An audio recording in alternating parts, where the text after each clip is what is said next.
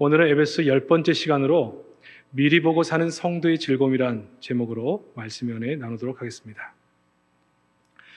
성도로 살면서 가장 큰 축복은 하늘의 신령한 복을 받는 것입니다.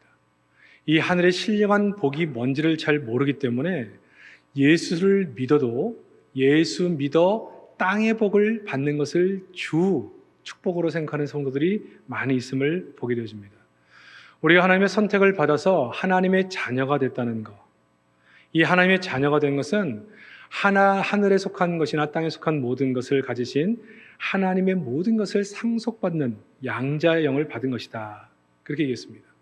그렇게 함께 선택된 사람들은 그런 놀라운 축복을 받고 있다는 살 뿐 아니라 우리가 사는 날 동안 거룩하고 흠이 없는 모습으로, 다른 말로 표현하면 복의 사람으로 만들어져가는 큰 계획 속에 들어와 있다.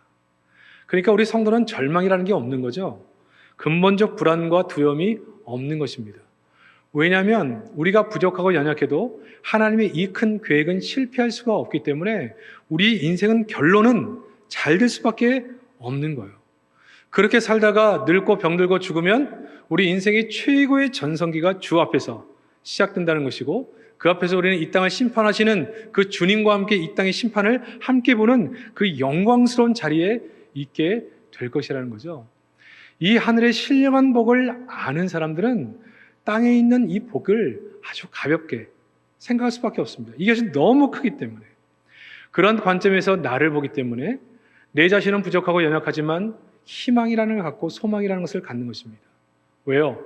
내게는 기대할 것이 없지만 나를 붙잡고 나를 계획하시고 디자인하신 하나님은 우리는 믿기 때문에 우리 가족에 대해서 소망을 갖는 것입니다. 지금 보이는 모습은 연약함이 많지만 하나님이 우리 가족을 붙잡고 계신 분이라고 한다면, 하나님을 아는 성도라고 한다면 하나님이 우리의 가족을 책임지실 것을 알기 때문에 우린 교회에 대해서 희망을 갖습니다.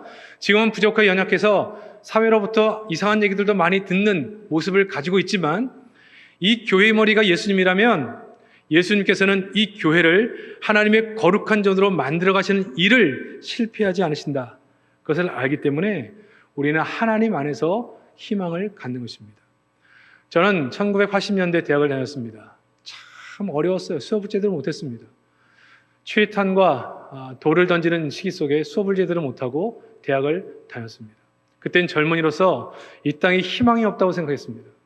그때 수많은 젊은이들이 좌절하고 절망했습니다. 그러나 여러분, 지금 수십 년이 지난 이 땅의 대한민국은 그때 우리가 봤던 모습과는 전혀 다른 모습으로 서 있습니다. 우리는 절망하지만, 우리의 능력으로는 절망하지만, 정치인들을 볼 때는 절망하는 순간이 있었지만 하나님의 그 선하신 손은 멈추지 아니하시고 일하시고 계시다. 여러분, 이것 안에 우리는 소망을 갖는 것입니다.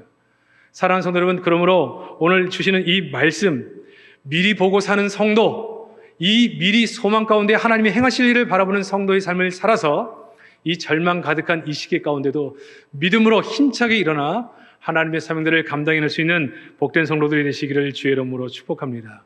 오늘 보면 17절에 보면 우리 주 예수 그리스도의 하나님, 영광의 하나님께서 지혜와 계시의 영을 우리에게 주사 하나님을 알게 하시고, 지혜와 계시의 영, 성령입니다. 성령을 우리에게 주셔서 뭘 알게 하신다고요? 하나님을 더 깊게 알게 하시는 거예요. 제가 이 에베소서를 보면서, 목사니까 이 에베소서를 얼마나 많이 설교했겠습니까? 이번에 다시 에베소서를 정리하며 설교를 하면서 느끼는 것이 뭐냐면, 하나님의 은혜가 너무너무 큰 거예요. 이걸 누가 깨닫게 하신다는 거예요? 성령께서 깨닫게 하신다. 성령께서. 이거를 뭐라고 표현하냐면, 오늘 본문은 지혜와 계시의 성령, 지혜와 계시의 영이라고 표현하는 것입니다. 성령께서 우리에게 깨닫게 하시는 거예요. 하나님이 이러한 계획을 가지시고 나를 택하셨고 우리에게 주신 것이 이런 것이고 우리는 이러한 복을 받은 존재들이구나. 이 깨달음을 성령께서 주시는 거예요. 사랑하는 성도 여러분, 제가 먼저 깨달은 이 말씀이 우리 모든 성도가 딱 붙잡는 약속의 말씀이 돼서 오늘 하나님의 은혜를 크게 누리시는 복된 시간이 되시기를 주의 이름으로 축복합니다. 첫 번째는 우리를 부르신 그 부르심의 소망을 알아야 돼요. 성령께서 첫 번째 우리에게 깨닫게 하시는 것은 부르심의 소망을 깨닫게 하시는 거예요. 18절을 보면 너희 마음의 눈을 밝히사 그의 부르심의 소망이 무엇이며. 누구를 부르셨어요? 오늘 본문은 에베소 교인들을 부르셨죠? 그를 불러서 하나님의 자녀로 삼아 주셨습니다. 근데 이 구원의 부르심에 소망이란 단어를 써요. 그러니까 초점이 부르심이 아니라 부르신 이후에 소망에 초점을 두고 있습니다. 그러니까 하나님은 우리를 구원하실 때 어떤 목적과 계획을 가지시고 하나님이 우리를 부르셨다. 그 목적과 계획을 가지고 부르셨다. 만약에 우리를 부르심에 초점을 맞춘다면 예수 믿고 천국 가는 게 신앙의 끝이에요. 처음과 끝. 예수 믿고 천국 가면 됐지. 뭐 더가 필요하냐. 예수 믿고 천국 가면 된 거지. 그러니까 이거는 아직 성경을 전혀 이해하지 못하는 성도들의 이야기입니다. 예수 믿고 천국 가는 부르심, 거기에 초점을 둔 것이 아니라 뭐라고요? 소망, 하나님이 행하실 계획, 목적을 알고 그 길을 바라볼 수 있어야 한다. 그 목적과 계획을 이루실 때까지 하나님은 멈추시지 아니하고 일하실 것입니다. 하나님 우리를 선택하셔서 거룩하고 흠이 없는 사람으로 만들어 복의 사람으로 만드셔서 복된 사람으로 우리를 사용해 주시고 그래서 우리 속에 있는 하나님을 드러내며 살도록 만들어 가실 거예요. 그러니까 우리가 가지고 있는 약함이 이 하나님의 계획을 막을 수가 없다는 거예요. 이 목표를 막을 수가 없다는 거예요. 내 몸이 약합니까? 그것 때문에 절망이 됩니까? 그렇다고 해서 하나님의 이 계획을 어느 것도 막을 수가 없어요. 우리가 경제적으로 어렵고 이 땅에 고통이 많은 세상을 살고 있다 할지라도 코로나 바이러스로 인하여 옴짝달짝을 못하고 아무것도 못하는 상황 속에 있어도 하나님의 이 계획과 목적은 어떤 것도 막을 수가 없다. 합력하여 선을 이루어서 이 하나님의 계획이 이루어지는 거죠. 근데 마귀는 우리에게 역사에서 이것을 믿지 못하게 하는 것입니다. 가끔씩은 고난으로 막 우리를 흔들어요. 군대처럼 고난을 가져와서 이래도 예수 믿을래? 이래도 하나님 살아계셔? 야, 하나님이 계시면 이렇게 할 수 있어? 우리의 죄를 가지고 괴롭혀요. 아무리 예수 믿어도 내가 바뀌는 것 같지 않고 내 안에 역사하는 죄가 보이고 아무리 생각해도 내가 예수 믿는 사람 같지가 않고 그냥 구원의 확신이 막 흔들려요. 그러다가 내가 구원받지 못한 사람일 수도 있겠구나. 나 같은 죄인이 어떻게 하나님 앞에 설 수 있겠는가. 그래, 내가 뭐 되겠어? 나 같은 인생 될 게 없지. 그리고 나서 좌절하고 포기하는 것입니다. 만약 우리의 신앙이 나의 신앙의 실력에 달려있다면, 만약에 우리의 모든 운명이 내 믿음, 내가 행하고 있는 지금 믿음의 그 내용으로 평가받는다면 이 말이 맞을 것입니다. 내 주관적인 신앙, 체험에 근거하고 있다면 우리는 이 의심에서 벗어날 수가 없습니다. 죄 때문에, 환경 때문에, 육신의 질병 때문에, 고난 때문에 안 돼도 어떻게 이렇게 안 될 수가 있는가? 역시 나는 안 되는 인간인가 보다. 나는 하나님이 버리신 인간인가 보다. 이렇게 결론이 가는 거죠. 근데 여러분, 우리 신앙의 근거를 하나님께 두면 하나님의 계획, 하나님의 경륜은 도도하게 흘러가는 물줄기 같아서 계속 흘러가고 있어요. 그리고 이렇게 시작하신 그 하나님의 계획은 반드시 성취되고 이루어질 것입니다. 이 소망, 이 확신보다 더 큰 소망과 확신은 이 땅에 없는 거예요. 그래서 저는 저에게 소망을 갖습니다. 저는 우리 교회에 소망을 갖습니다. 전 대한민국에 소망을 갖습니다. 사람에게는 희망이 없어요. 사람은 바뀌지 않는 것 같아요. 그러나 우리를 붙잡고 계신 그 하나님에 대해서 신뢰하기 때문에 저는 소망을 갖는 것입니다. 제가 그림 하나 보여드리겠습니다. 유명한 그림인데 이 그림은 프레드릭 와츠라고 하는 사람이 1886년에 그린 그림입니다. 보신 분들 계세요? 우리가 아무리 각박해도 그림도 좀 보고 음악도 좀 들으면서 그렇게 지내야 됩니다. 왜 시나 그림이나 음악이 중요하냐? 그 작은 악보 속에, 저 캠퍼스 속에 인생이 들어있어요. 인생. 함축적인 의미가 들어있어요. 그래서 저 안에 한 가지를 가지고 많은 것을 얘기할 수 있기 때문에 그렇습니다. 1886년도는 유럽이 과학, 기술, 산업의 발달로 인해서 인간 이성이 최대로 발달돼 있었고 많은 질병이 극복될 때고 인간이 못 만들어낼 것이 없다는 그런 시대입니다. 그래서 인간이 교만할 대로 교만해져 가지고 결국 뭘 선언하느냐? 인간은 이 땅에 유토피아를 만들 수 있다고 말하면서 신은 죽었다. 그렇게 선언하기에 이르게 됩니다. 인간에게 더 이상 신은 필요치 않다. 인류의 운명은 인간 스스로가 결정하고 인간 스스로가 책임질 수 있다. 인간이 곧 신이다. 아주 교만의 하늘을 찌를 듯한 이러한 얘기들이 나올 때였습니다. 그래서 19세기 말 유럽이 행복했을까요? 천만에요. 지금 우리가 마치 인간의 교만을 가지고 그냥 인간이 유토피아를 만들 것처럼 모든 질병을 극복할 것처럼 얘기하다가 이 작은 바이러스 하나 때문에 아주 그냥 세상이 뒤집어진 것처럼 무의미, 불안, 공포가 휩쓸고 있던 시절이었습니다. 사회적으로, 경제적으로 완전히 바닥을 쳤죠. 다시 그림 보여주세요. 소녀의 눈이 가려진 것은 전망이 없는 불안한 미래를 상징하는 것입니다. 아무것도 보이지 않는 거예요. 앞이 보이지 않는 현실. 그만큼 인간이 왕된 세상은 황폐해졌고 삶은 절망적입니다. 저 그림을 그린 작가는요, 지금의 많은 사람들이 산업화되고 의학이 발달되고 과학이 발달돼서 막 사람들이 사람을 경배의 대상으로 올려지는 그때에 저걸 본 거예요. 앞이 보이지 않아요. 캄캄해요. 이 화려한 문명 속에 하나님에 대한 마음들이 사라진 세상, 황폐하고 절망적인 세상. 그런데 여러분 잘 보시면 위에 줄 하나가 달려있죠. 끊어질 듯한 줄 하나, 아주 가느다란 희망 하나가 매달려 있는 거예요. 그 희망 속에 여자는 귀를 바짝 대고 하프를 끌어안은 채 연주를 멈추지 않으려 하고 있습니다. 이 그림을 가지고 1990년 미국의 제레마이어 와일이라는 목사님은 설교 시간에 이런 얘기를 합니다. 이 그림을 보십니까? 누더기 옷을 입은 소녀는 몸에 피를 흘리고 있고 상처와 멍이 가득합니다. 그러나 그가 부르짖혀 안고 있는 하프를 보면 거의 부서질 듯한 하프고, 그리고 줄마저도 선마저도 한 가닥만 남아있지만 그녀는 포기하지 않고 가느다란 소망을 붙잡고 지금 하프를 연주하고 있습니다. 이 시대가 아무리 힘들고 어려워도 당신에게 오직 한 가닥의 줄만이 남아있다 하더라도, 사람들은 무모한 짓이라고 말할지라도 당당히 노래하십시오. 그것이 하나님의 뜻입니다. 그런 설교를 했어요. 근데 이 설교를 할 때 그때 당시 하버드생이었던 한 흑인 청년이 그 이야기를 듣습니다. 그 사람이 바로 버락 오바마 전 대통령이죠. 오바마 대통령이 흑인으로서는 처음 대통령이 됩니다.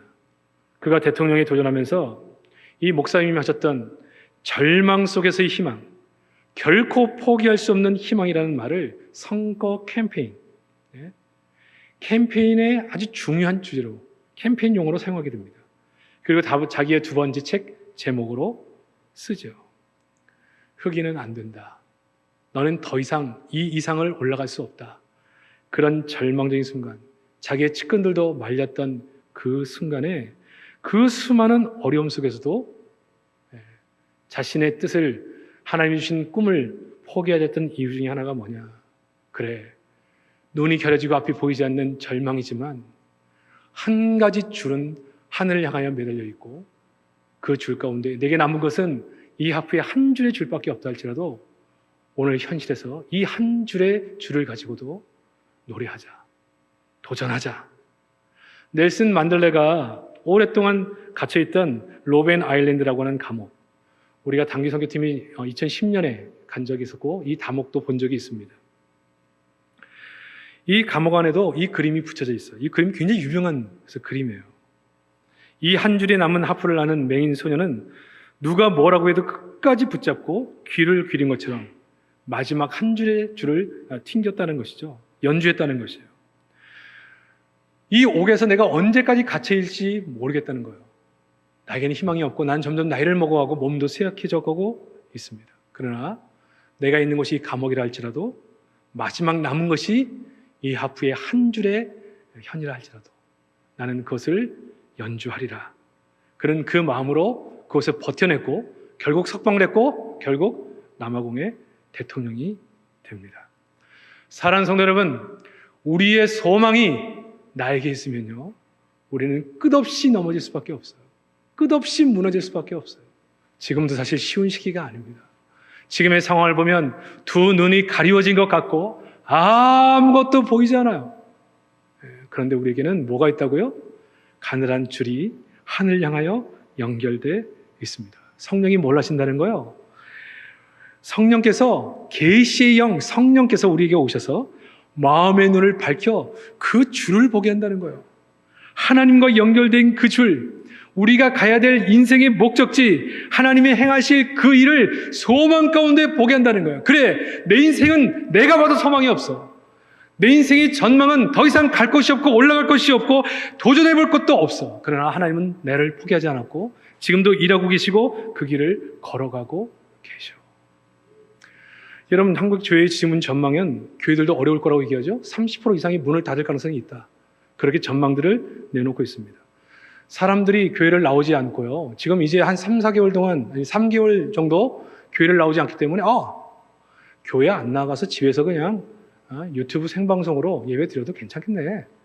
그래서 가난한 성도들이 굉장히 많아질 가능성이 높다. 분석들입니다. 여러분, 그러니까 여러 가지 많은 전망들이 어렵죠. 경제적으로 안 좋다는 얘기는 교회의 재정도 굉장히 어려워질 수 있다.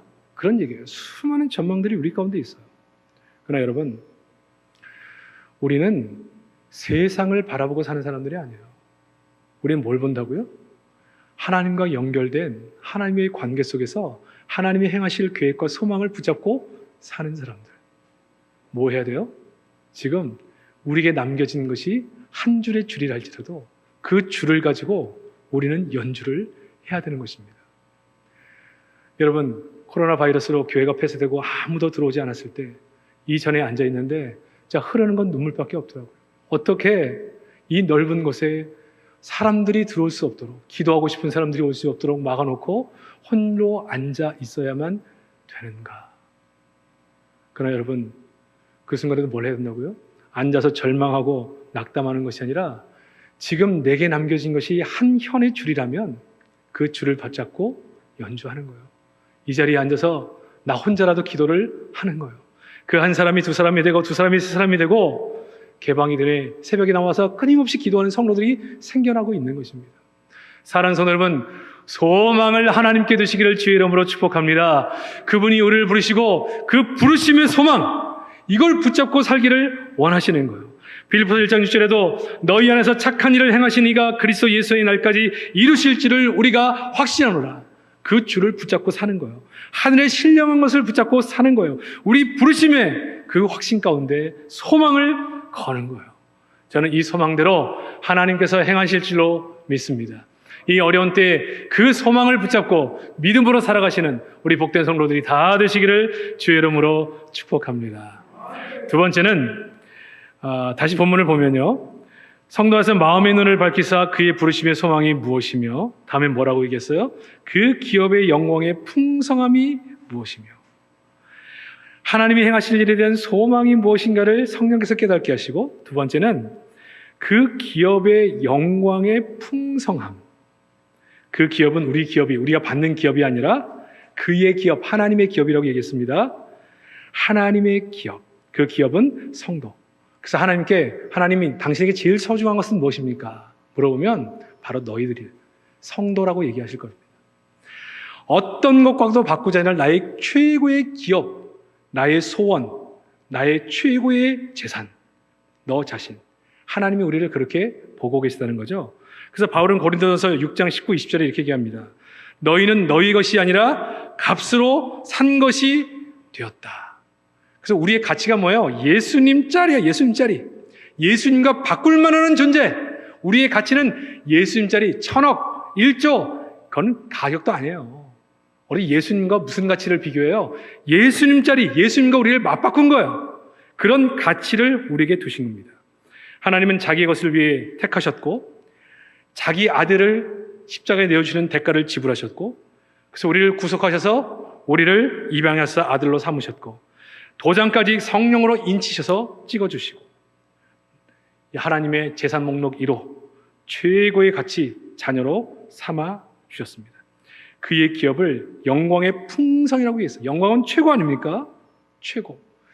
근데 그 영광의 풍성, 가장 높은 것보다 더 높은 것, 다른 말로 표현하면 영광 중에 영광으로 삼으셨어요.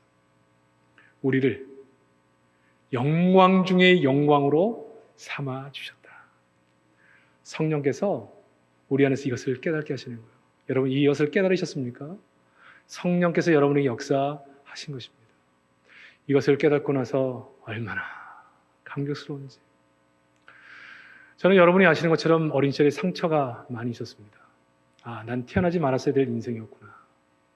자라오는 과정 속에서도 가난하기 때문에, 약하기 때문에 참 주변에 상처를 많이 받고 자랐습니다.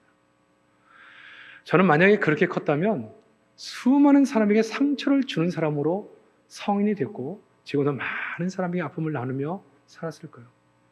왜 그렇게 말하는지, 왜 그렇게 행동하는지 잘 몰라요. 말할 수 없는 분노와 고통이 올라오면서 그렇게 자기가 하는 거예요. 그게 싫으면서도. 그러면서 내가 받은 이 고통, 상처 때문에 그렇다. 그렇게 합리화하면서. 근데 어느 날 내가 누군가를 알게 됐습니다. 하나님이 나를 선택하셔서 영광 중에 영광, 예수님과 맞바꿀 만한 가치 있는 존재. 예수님을 버리고 나를 사신 거잖아요. 아니, 이런 가치를 왜? 그래서 그때 나의 질문이 뭐라고요? Why me? 왜 납니까? 내가 그럴 가치가 있는 존재입니까? 왜 나를 예수님과 맞바꿔 가면서 그 아픈 고통을 경험하면서 나를 선택하신 겁니까? 나를 얻으신 겁니까? 내가 뭐가 잘난 게 있어서, 내가 뭘 하나님께 한 게 있어서, 내가 무슨 공로가 있어서 Why me? 왜 납니까? 왜 납니까? 이 질문을 그렇게 던졌어요. 근데 하나님께서는 나를 선택하셔서 영광 중에 영광으로 삼기신 다음에 특권을 주시죠. 마태복음 10장 19절에 보면 주는 그리스도 하나님의 아들이다 베드로가 고백한 이후에 예수님이 이렇게 말씀하세요.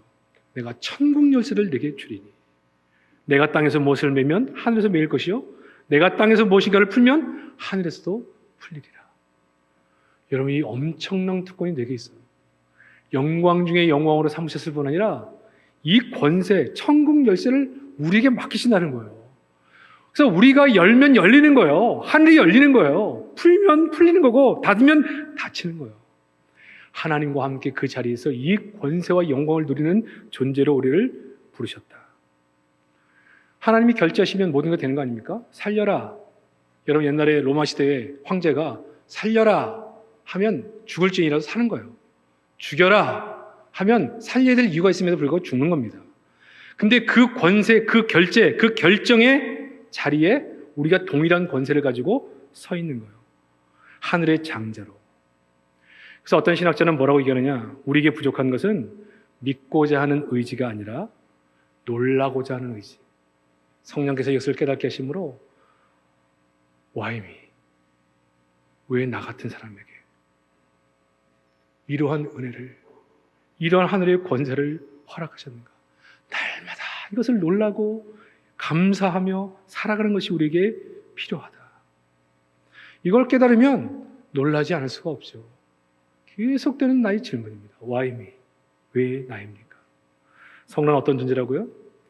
우리의 현실이 아무리 팍팍해도 이 소망, 이 하늘의 은혜를 붙잡고 사는 존재. 누가 나를 괴롭히는 사람들이 가득 차 있습니까? 이때 우리는 성령께서 우리의 눈을 밝히 보이사 내가 어떤 존재인가를 알게 하심으로 도리어 나를 핍박하는 자를 위해 축복하고 나보다 더 힘들고 어려운 사람들의 상처를 보듬으면서 그렇게 살아가는 여유가 어디서 나와요? 내가 누구인지를 알 때 나오는 거예요. 인심은 곳간에서 나옵니다. 내가 가졌다고 생각하는 사람들이 자신의 곳간을 풀어서 나눌 수 있는 것이지, 아무리 억만금을 쌓아놓고 있어도 자기가 가난하다고 느끼는 사람들은 자기 것을 나눌 수가 없는 것입니다. 왜 우리는 누군가를 용서할 수 있습니까? Why me? 왜 나 같은 사람을 부르셔서 예수님과 나를 맞바꿔 가며 그 예수님의 그 고통을 가하면서까지 나를 하나님의 자녀로 삼아주셨습니까? 왜 나를 용서해 주셨습니까? 아무리 생각해도 이해가 안 돼요. 근데 그 부르심을 깨닫고 이해하고 나서 내가 그렇게 영광 중에 영광의 권세를 가진 자인 것을 알고 나서 내가 받은 1만 달란트 탕감받은 사실을 알고 나서 누군가를 향하여 마음을 여는 겁니다. 나도 용서하는 것입니다. 넓은 마음을 품는 것입니다. 이번 주에도 목회자들이 모였는데 이제 우리가 많이 나눴잖아요. 근데 또 재난지원금 나온다고 그것도 또 내재요. 그래서 그래 다 주자, 다 가져가라. 다 낼게. 그랬더니 좀 더 나가서 뭘 또 내냐? 요즘 병원에 또 피가 모질란대요. 목회자들부터 나가서 피 내자는 거예요. 그래 피도 뽑아가라. 다 줄게. 돈도 가져가고 피도 내고 우리가 다 줄게. 어떤 분이 그렇게 얘기하니까 아멘 그러다 아멘. 다 드릴게요. 피까지 다 줄게요. 왜 그럴 수 있느냐? 여러분 목회자들이 다 여유가 있습니까? 다 어렵지 않아요? 그런데 그분들이 그렇게 할 수 있는 이유는 뭐냐? 저는 자신이 존재가 어떤 존재인가를 아는 사람들은요 자신을 내어주는 것이 어렵지 않습니다. 제가 여러분에게 일전에 말씀드린 적 있잖아요. 서울대에 나와서 초인류 기업에 합격, 이미 합격이 아니라 이미 스카우트 된 거죠.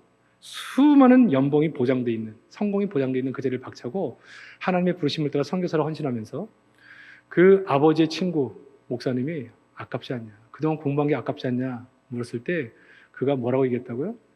하늘 영광을 본 자에게 이 땅의 것을 내려놓는 것은 어렵지 않습니다. 참 나는 어떻게 젊은 나이에 그런 믿음이 있을 수 있을까요? 하늘 영광을 본 자에게는 땅의 것을 내려놓는 것이 어렵지 않습니다. 사랑하는 성도 여러분, 정말 하늘의 신령한 복을 받으셨습니까? 그 신령한 복을 받은 사람이라고 한다면 내가 이 땅에서 시장에서 그 어려운 곳에서 앉아서 장사를 하던 남들이 하기 싫어하는 일을 하는 사람으로 세상에서는 존경과 사랑과 대우를 받지 못하는 사람이라 할지라도 내가 누군가를 알고 산다고 한다면 우리는 그 자리에서 와이미 왜 납니까? 왜 나에게 이러한 복을 주셨습니까? 왜 이러한 특권을 내게 맡기셨습니까? 이 감사, 이 감격, 이 은혜를 잃어버리지 않을 수 있어요. 이 코로나 바이러스 때문에 수많은 사람들이 우울증에 빠지고 어려워하는 이 순간에도 하나님이 이 은혜를 깨닫는 사람들은, 이 하늘의 신령한 복을 아는 사람들에게는 그냥 찬송거리예요. 기쁨과 감사뿐인 거예요. 근데 오늘 뭐라 그래요? 영광의 풍성, 영광 중에 영광. 그래서 예수님은 우리 성도도 이것을 보기를 원하셨습니다. 요한복음 17장 24절에 예수님의 기도입니다. 아버지여, 내게 주신 자도 나 있는 곳에 나와 함께 있어 아버지께서 창세전부터 나를 사랑하심으로 내게 주신 나의 영광을 그들로 보게 하기를 원하옵나이다. 내 사랑하는 자녀들, 우리 성도들도 내가 보는 이 영광을 볼 수 있도록 도와주시옵소서. 이게 예수님의 기도였어요. 우리 교회 목양사역자인 마을장, 사랑장, 권찰, 남녀 전도의 임원들, 교사들, 목회자들, 우리가 해야 될 기도가 뭐라고요? 우리가 본 이 영광, 내가 보고 사는 이 영광을 내 사랑하는 자녀들도, 우리의 청년들도, 우리의 성도들도 보고 살게 하여 주옵소서. 이 신령한 복을 보고 살게 하시고 이 환난 많은 세상에서 믿음으로 그 하늘의 것을 보고 살게 하여 주옵소서. 스테반이 그걸 봤죠. 돌에 맞아 죽는 순간에도 그 얼굴이 해같이 빛났어요. 이것을 보는 자는 자신이 얼마나 위대한 존재인가를 알기 때문에 자신을 내어놓는 것에 어려움이 없는 것입니다. 이렇게 살기 때문에 세상 사람들은 우리 믿는 사람들을 다르게 보는 거죠. 그렇기 때문에 존경을 받았습니다. 사랑을 받았습니다. 근데 어느 순간부터 이 땅에 우리가 너무 살기 좋아지면서부터 하늘의 신령한 것을 사모하기보다는 땅에 있는 것을 사랑하게 됐어요. 어떻게 하면 더 잘 먹을까? 좋은 집에서 살까? 더 얼마나 누리며 살까? 이게 우리의 기쁨이 되어버렸어요.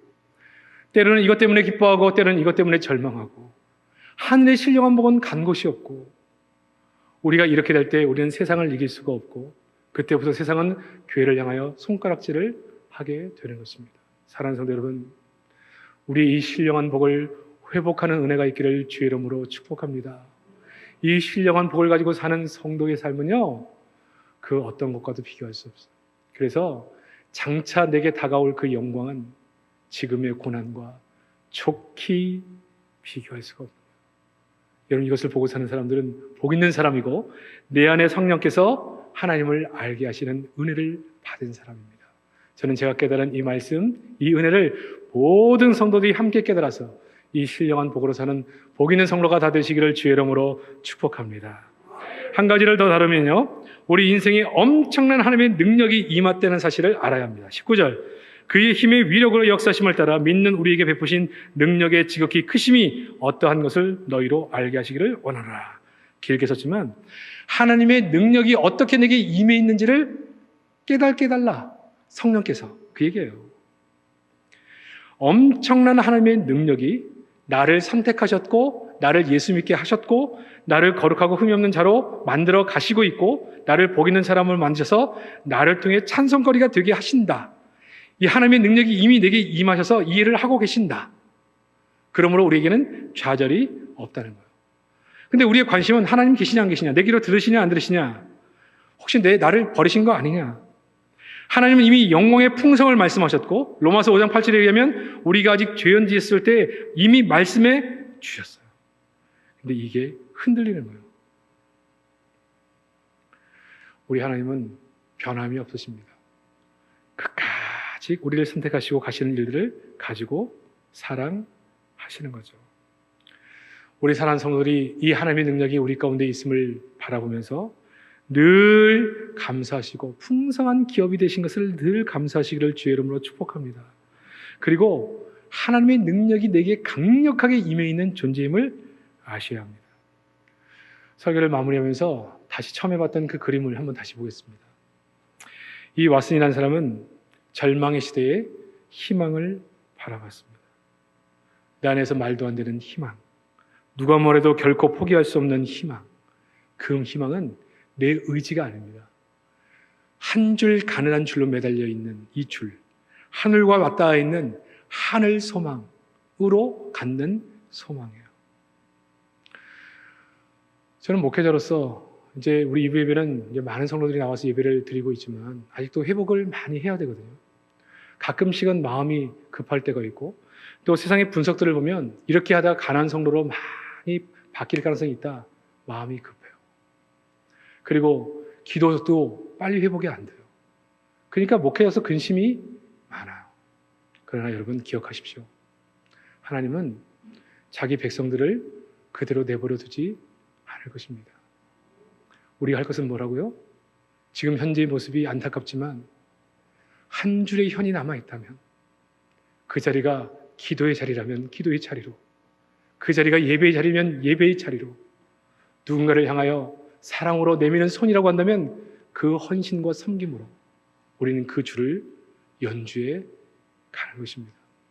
여러분, 이 사회 속에 수많은 사람이 직장을 잃어버리고 경제 생활을 유지하기 어려운 이 시기에 만델라처럼 오바마처럼 정말 끝이 보이지 않는 수많은 한계와 편견 속에서도 하나님이 나를 향한 계획, 그것에 소망을 두고 사는 인생이 된다고 한다면 우린 지금 현실 속에 다 부서져가는 하프를 붙잡고 한 줄의 현이 남아있다 할지라도 절망하거나 원망하지 않고 그 줄을 연주함으로 하나님이 행하실 그 계획하심과 그 경륜을 소망 가운데 바라보게 될 줄로 믿습니다. 이것이 이 시대에 우리가 바라봐야 될 믿음이고 우리가 붙잡아야 될 믿음의 줄인 것입니다. 이 시기 가운데 이것을 미리 보는 자의 그 기쁨과 감격을 가지고 이 어려운 시대를 믿음으로 승리하시는 복된 성도 되시기를 주의 이름으로 축복합니다.